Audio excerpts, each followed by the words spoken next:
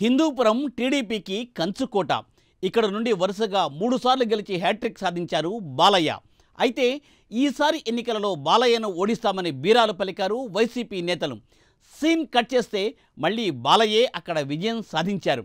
ఫలితాల తర్వాత ఇక్కడ పోటీ చేసిన వైసీపీ ఎమ్మెల్యే, ఎంపీ అభ్యర్థులు ఇద్దరూ కూడా పత్తా లేకుండా పోయారట. దీంతో కేడర్ ఇప్పుడు కన్ఫ్యూజన్లో పడిపోయింది.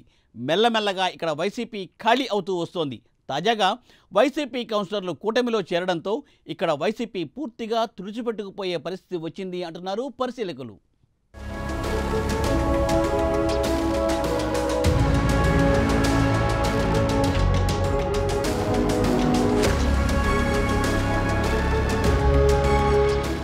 గత 5 ఏళ్ల వైసీపీ పాలనలో ప్రముఖంగా వినిపించిన పేరు హిందూపురం. ఎట్టి పరిస్థితుల్లో హిందూపురంలో బాలకృష్ణను ఓడిస్తామని వైసీపీ నేతలు ప్రతిజ్ఞ చేశారు.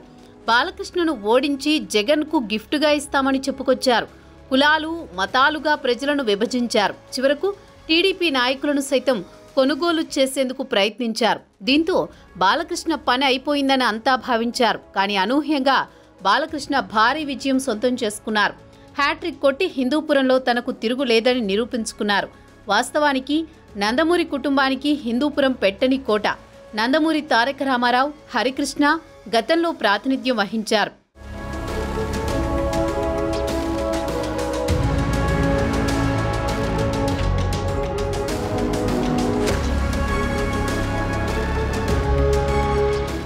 ఇక హిందూపురంలో 2014లో ఎంట్రీ ఇచ్చారు బాలకృష్ణ.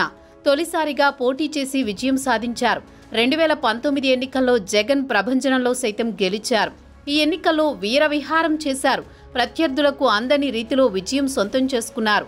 ముచ్చటగా 3వ అసెంబ్లీలో అడుగుపెట్టారు. ముఖ్యంగా పెద్దిరెడ్డి రామచంద్రారెడ్డి వ్యూహాలను చిత్తు చేశారు. కుప్పంలో చంద్రబాబును, హిందూపురంలో బాలకృష్ణను ఓడిస్తానని పెద్దిరెడ్డి రామచంద్రారెడ్డి శపథం చేశారు. తాను ప్రాతినిధ్యం వహిస్తున్న పుంగనూరు కంటే హిందూపురంపైనే ఎక్కువ దృష్టి పెట్టారు పెద్దిరెడ్డి. ఒకవైపు టీడీపీ నేతలను కొనుగోలు చేస్తూనే మరోవైపు పెద్ద ఎత్తున ఇన్ఛార్జీలను మార్చారు. అయినా సరే పెద్దగా వర్కౌట్ కాలేదు. బాలకృష్ణ విజయాన్ని ఆపలేకపోయారు.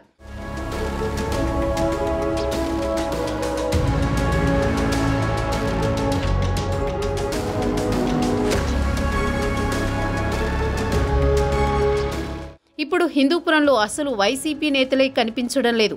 చెట్టుకొకరు పుట్టకొకరుగా మారిపోయారు. పెద్దిరెడ్డి రామచంద్రారెడ్డి సొంత నియోజకవర్గం పుంగనూరు వెళ్లలేని స్థితిలో కూడా ఉన్నారు. ఎంపీగా పోటీ చేసిన శాంతమ్మ బళ్ళారికి వెళ్లిపోయారు. ఎమ్మెల్యేగా పోటీ చేసిన దీపికారెడ్డి బెంగళూరు వెళ్లిపోయారు. లోకల్ వైసీపీ నేతలు కష్టమని సైలెంట్ అయిపోయారు.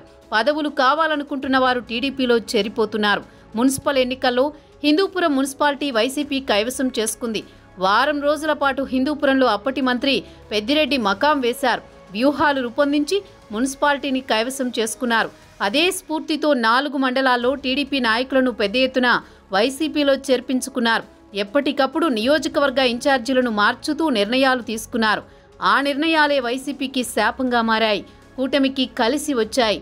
టీడీపీ అభ్యర్థిగా 3వ పోటీ చేసిన బాలకృష్ణ విజయానికి మార్గం సుగమం చేశాయి.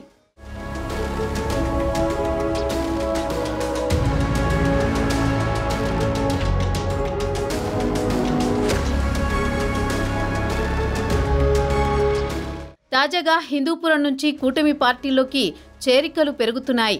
వైసీపీ పూర్తిగా ఖాళీ అవుతోంది. ఎమ్మెల్యే నందమూరి బాలకృష్ణ సమక్షంలో మున్సిపల్ కౌన్సిలర్లు టీడీపీలో చేరారు. మున్సిపల్ చైర్పర్సన్ ఇంద్రజ కూడా చేరిన వారిలో ఉన్నారు. దీంతో అప్పటి మంత్రి పెద్దిరెడ్డి డబ్బు రాజకీయంతో చేజారిపోయిన హిందూపురం మున్సిపాలిటీ మళ్లీ టీడీపీ వశమైంది. త్వరలో 4 మండలాల స్థానిక ప్రజాప్రతినిధులు సైతం టీడీపీలో చేరే అవకాశం ఉన్నట్టు ప్రచారం జరుగుతోంది. అదే జరిగితే హిందూపురంలో వైసీపీ లేనట్టేనని అనుకోవాల్సి వస్తుంది.